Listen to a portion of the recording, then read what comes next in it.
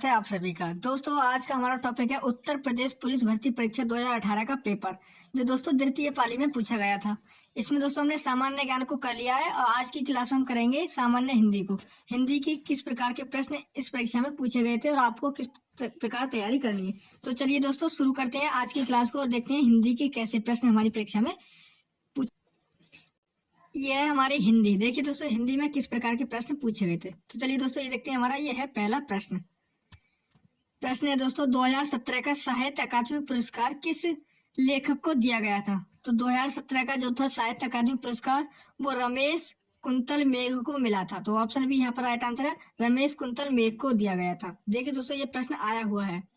चलिए दोस्तों अगला प्रश्न देखते हैं।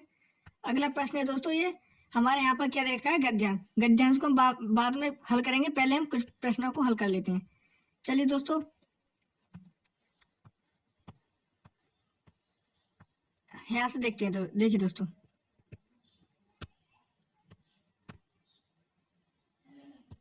प्रश्न है निम्नलिखित में से 4 विकल्पों में से उस सही विकल्प का चयन करें जो रेखांकित शब्दों का सही अवयव का भेद है। तो देखिए दोस्तों आज दिन भर वर्षा होती रही। तो दोस्तों ये क्या है, ये दोस्तों हमारा क्रिया विशेषण अवयव है। कैसा अवयव है इसमें दोस्तों, क्रिया विशेषण अवयव है। देखिए दोस्तों यहाँ पर इसकी व्याख्या दे रखी है। प्रश्नगत वाक्य में रेखांकित शब्द दिन भर क्रिया विशेषण अवयव है। जिस शब्द से क्रिया विशेषण या दूसरे क्रिया विशेषण की विशेषता प्रकट हो उसे क्रिया विशेषण कहते हैं। चलिए दोस्तों अगला प्रश्न देखिए। हमारा अगला प्रश्न है निम्नलिखित प्रश्न में 4 विकल्पों में से उस सही विकल्प का चयन करें जो अशुद्ध वाक्य के शुद्ध रूप का सबसे अच्छा विकल्प है। देखिए आप नानी के घर जाओ, तो इसका शुद्ध रूप क्या होगा, आप नानी के घर जाइए, ये इसका शुद्ध रूप होगा। तो ऑप्शन यहाँ पर ये राइट आंसर हो जाएगा। अगला प्रश्न है दोस्तों एक छंद में कितने चरण होते हैं। तो एक छंद में दोस्तों 4 चरण होते हैं। कितने चरण होते हैं, 4 चरण, याद रखिएगा दोस्तों। अगला प्रश्न है दोस्तों निम्नलिखित प्रश्न में 4 विकल्पों में से उस विकल्प का चयन करें जो दिए गए मुहावरे के सही अर्थ वाला विकल्प है। देखिए दोस्तों गीदड़ भवकी, गीदड़ भवकी का क्या मुहावरा होगा, इसका सही अर्थ क्या है, गीदड़ भवकी। तो इसका हो जाएगा कोरी धमकी, कोरी धमकी, इसे दोस्तों गीदड़ भवकी बोलते हैं। ऑप्शन है यहाँ पर भी राइट आंसर है हमारा। आगे देखिए दोस्तों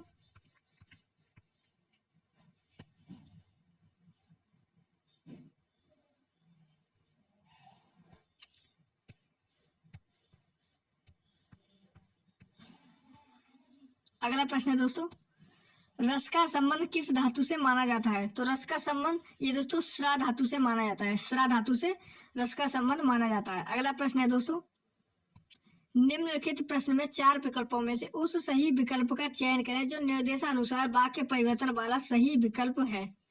हाथी ने केला खाया, ये दोस्तों कर्मवाच्य है। इसका दोस्तों हमें परिवर्तन करना है, सही विकल्प आंसर बताना है। तो ये हो जाएगा हाथी द्वारा केला खाया गया, हाथी द्वारा केला खाया गया, ये ऑप्शन सी राइट आंसर यहाँ पर हो जाएगा।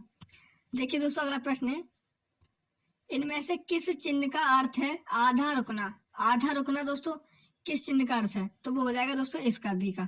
ये दोस्तों अर्धविराम है, इसका अर्थ हो जाएगा कैसा विराम है दोस्तों, अर्धविराम।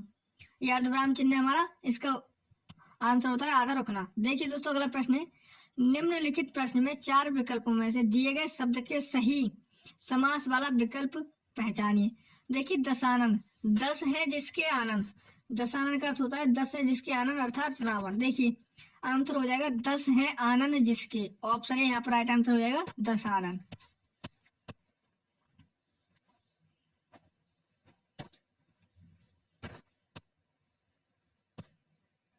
देखिए दोस्तों दशानन का समास विग्रह है 10 है आनंद जिसके। इसमें दोस्तों बहुब्रीहि समास है। समास में आए पदों को छोड़कर जब किसी अन्य पदार्थ की प्रधानता हो तब उसे बहुब्रीहि समास कहते हैं। दोस्तों जैसे ये शब्द है दशानन, दशानन का मतलब होता है रावण, दशानन अथवा अर्थात रावण, यानी कि दोस्तों अन्य पद इसमें क्या है, प्रधान है, तब हमारा बहुब्रीहि समास होगा। अगला प्रश्न है दोस्तों निम्नलिखित प्रश्न में 4 विकल्प दिए गए हैं, उनमें से उस विकल्प का चयन करें जो शब्द वाक्य का सबसे अच्छा एक शब्द विकल्प है जो किसी भी स्थिति में टाला ना जा सके। जो किसी भी स्थिति में टाला ना जा सके उसका क्या कहेंगे? तो दोस्तों उसे क्या कहेंगे? उसे कहेंगे दोस्तों अनिवार्य। ये दोस्तों अनिवार्य है, इसे किसी भी स्थिति में नहीं टाला जा सकता। आगे देखिए दोस्तों, निम्नलिखित प्रश्न में 4 विकल्प दिए गए हैं, जिनमें से एक शब्द दिए गए अनेकार्थी शब्द का एक अर्थ है, उस शब्द को चुनें। देखिए दोस्तों, अरुण। दोस्तों अरुण को क्या कहते हैं? तो अरुण को हम सूर्य भी कहते हैं। ऑप्शन ए राइट हो जाएगा, सूर्य। अनेकार्थी शब्द, अरुण का अर्थ है लाल, सूर्य, सूर्य, सूर्य का साथी आदि होता है। अरुण का अर्थ क्या होता है? लाल, सूर्य और सूर्य का साथी। अगला प्रश्न है, निम्नलिखित प्रश्न में 4 विकल्प में से अधिकरण कारक की विभक्ति पहचानिए। दोस्तों अधिकरण कारक की विभक्ति कौन सी है? तो याद रखिएगा, वो है दोस्तों मैं पर। मैं पर ये दोस्तों क्या है? अधिकरण कारक की विभक्ति है। मैं पर से क्या कहते हैं दोस्तों? ये दोस्तों हे अरे क्या है? ये संबोधन है, ये हम इसे संबोधन कर रहे हैं, हे अरे। रा री रे काकी के, ये दोस्तों ये क्या हो जाएगा? ये हो जाएगा संबंध, कि हम इनसे संबंध दर्शाते हैं। देखिए दोस्तों अगला प्रश्न है, निम्नलिखित प्रश्न में 4 विकल्प में से उस सही विकल्प का चयन करें जो बताता है कि कौन सा पुरुषवाचक सर्वनाम का भेद नहीं है। दोस्तों पुरुषवाचक सर्वनाम का भेद नहीं है। तो देखिए दोस्तों इसका कौन सा भेद नहीं है, हमें ये बताना है। तो दोस्तों इसमें क्या आंसर हो जाएगा? अति उत्तम पुरुष। अति उत्तम पुरुष ये दोस्तों पुरुषवाचक सर्वनाम का भेद नहीं है। पुरुषवाचक सर्वनाम के 3 भेद होते हैं, कौन कौन से? उत्तम पुरुष, मध्यम पुरुष और अन्य पुरुष। पुरुषवाचक सर्वनाम पुरुषों, स्त्री या पुरुष के नाम के बदले आते हैं। तो उत्तम पुरुष, मध्यम पुरुष और अन्य पुरुष होते हैं। देखिए दोस्तों अगला प्रश्न, निम्नलिखित प्रश्न में 4 विकल्पों में से उस सही विकल्प का चयन करें जो बताता है कि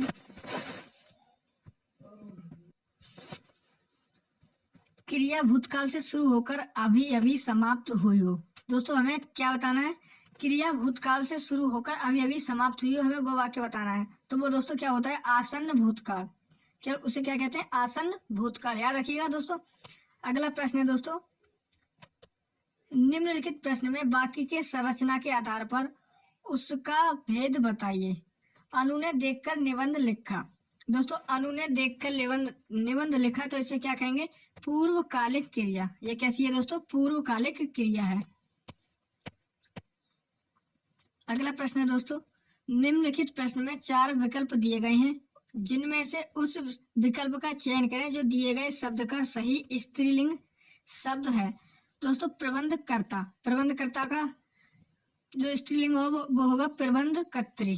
प्रबंधकर्त्री ये दोस्तों क्या होगा? इसका सही स्त्रीलिंग होगा। देखिए दोस्तों अगला प्रश्न है, नीचे दिए गए शब्द का सही बहुवचन रूप वाला विकल्प पहचानिए। दोस्तों नेता। नेता का बहुवचन क्या होगा? तो इसका बहुवचन होगा दोस्तों नेता। नेता का बहुवचन क्या होता है? नेता होता है। याद रखिएगा दोस्तों, इंपॉर्टेंट प्रश्न है। नेता का बहुवचन नेता होगा, कभी नेताओं मत लगा दीजिएगा, ये गलत हो जाएगा। क्या हो जाएगा दोस्तों? ये गलत हो जाएगा। याद रखिएगा हमें क्या लगाना है? नेता ही लगाना है। देखिए जैसे दोस्तों कुछ शब्द होते हैं, जैसे नेता, पिता, चाचा, दादा, ये इनके बहुवचन सेम ही रहते हैं। नेता का नेता, पिता का पिता, चाचा का चाचा, दादा का दादा। तो याद रखिएगा इनके बहुवचन क्या रहते हैं? सेम रहते हैं। आप कभी गलत मत कीजिएगा। नीचे दिए गए शब्द का सही बहुवचन रूप वाला विकल्प पहचाने। दोस्तों ऋतु। ऋतु का बहुवचन क्या हो जाएगा? तो इसका हो जाएगा ऋतुआ, ऋतुएं। ऑप्शन ए राइट आंसर हो जाएगा ऋतुएं। क्या हो जाएगा? ऋतुएं। देखिए दोस्तों अगला प्रश्न है, स्वर रहित व्यंजन जब स्वर सहित व्यंजन से मिलता है तब वो क्या कहलाता है? तो ये क्या कहलाता है दोस्तों? संयुक्त अक्षर कहलाता है। संयुक्त अक्षर कहलाता है। याद रखिएगा दोस्तों, संयुक्त अक्षर कौन कौन से होते हैं हमारे इसमें? दोस्तों 4 अक्षर होते हैं संयुक्त। एक तो होता है छा, एक होता है दोस्तों त्रा, और एक होता है ज्ञा, और एक होता है हमारा स्रा। ये दोस्तों हमारे 4 संयुक्त अक्षर होते हैं। कौन सा व्यंजन नासिका द्वारा उच्चारित होता है? तो दोस्तों नासिका द्वारा कौन सा व्यंजन उच्चारित होता है? तो होता है अणा। अणा क्या है? ये दोस्तों नाक के द्वारा उच्चारण हो रहा है। अगला प्रश्न हमारा, निम्न वाक्य विशेषण की किस अवस्था में है? यह करेला कड़वा है। यह करेला कड़वा है, तो ये दोस्तों मूल अवस्था में है। कैसी अवस्था में? मूल अवस्था में है। मूल अवस्था में। अगला प्रश्न देखिए, तुलसीदास जी द्वारा रचित प्रसिद्ध महाकाव्य का नाम क्या है? तो दोस्तों क्या नाम है इसका? तो याद रखिएगा वो है रामचरितमानस। रामचरितमानस ये दोस्तों तुलसीदास जी के द्वारा लिखा गया है।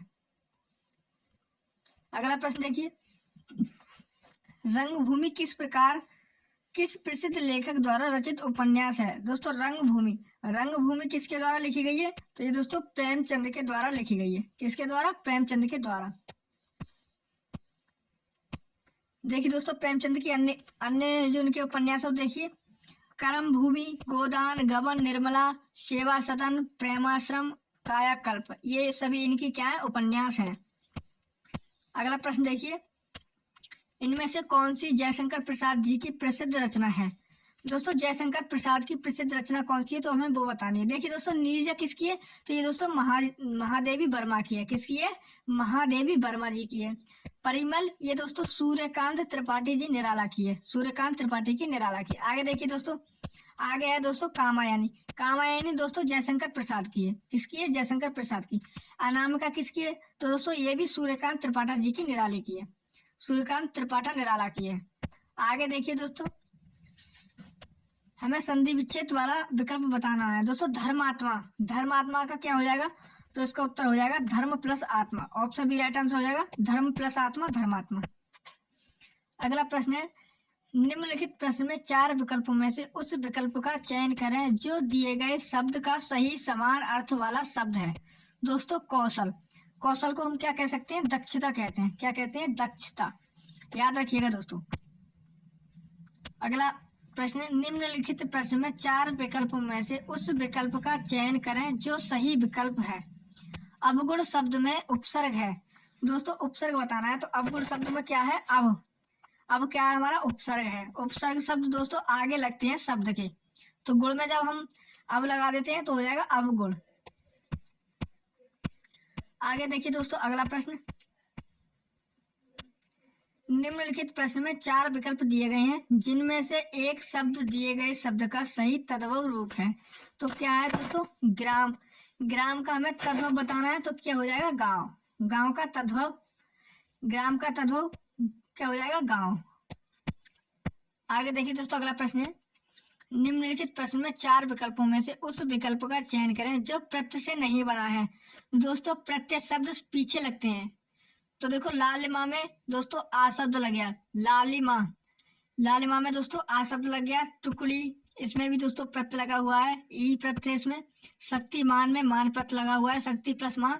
सफल में दोस्तों कोई प्रत्यय नहीं है। तो ऑप्शन डी राइट आंसर हो जाएगा, सफल। अगला प्रश्न है दोस्तों, सूक्ति का संधि विच्छेद क्या है? दोस्तों सूक्ति का संधि विच्छेद, तो इसका संधि विच्छेद हो जाएगा सु प्लस उक्ति, इसका संधि विच्छेद हो जाएगा। देखिए दोस्तों अगला प्रश्न है, हमारा लास्ट प्रश्न है आज का। निम्नलिखित प्रश्न में 4 विकल्पों में से दिए गए शब्द के विपरीत अर्थ वाला विकल्प चुनिए।